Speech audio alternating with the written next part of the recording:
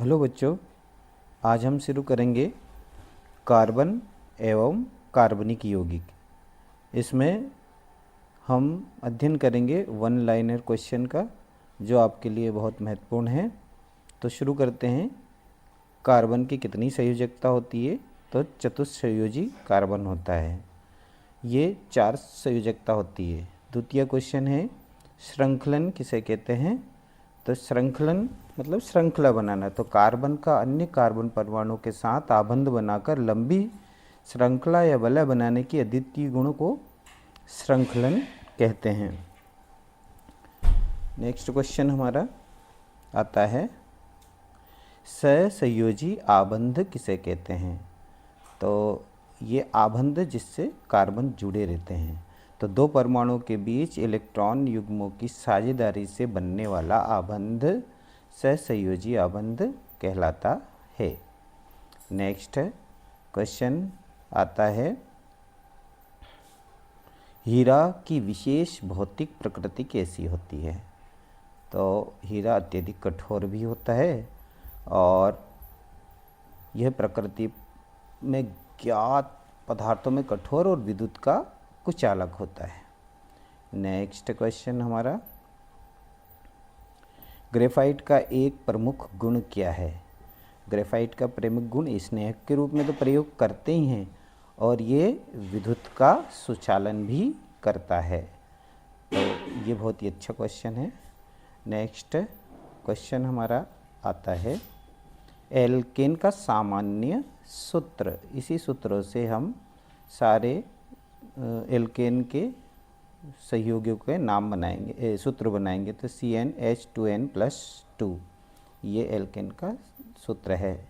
Alkene का सामान्य सूत्र, तो इसी से हम सारे सूत्रों को बनाएंगे।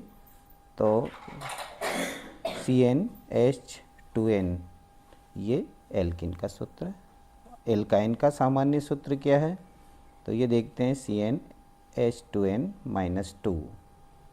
नेक्स्ट क्वेश्चन, समजातीय श्रेणी में आणविक द्रव्यमान का अंतर कितना होता है?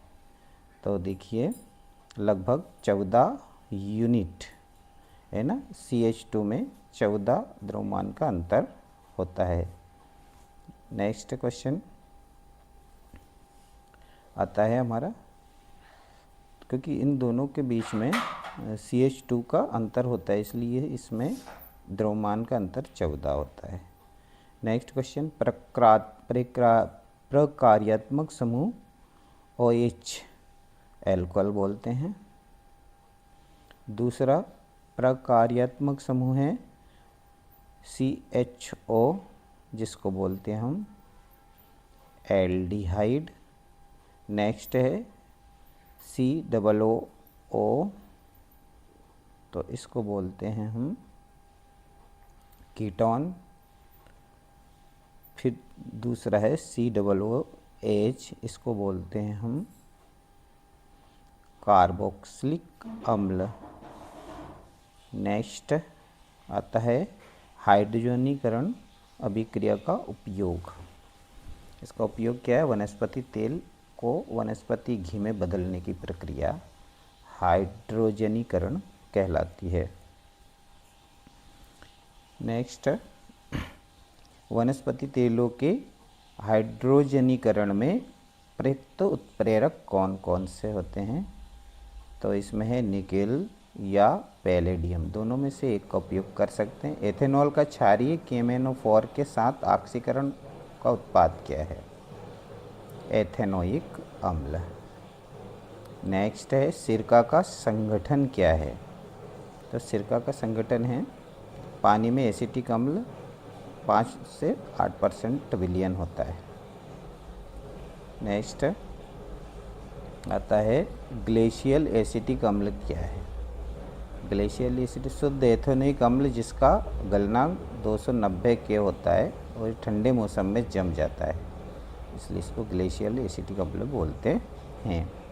एस्टरीकरण क्या है? तो अम्ल और अल्कोहल की अभिक्रिया से एस्टर बनने की प्रक्रिया को एस्टरीकरण कहते हैं।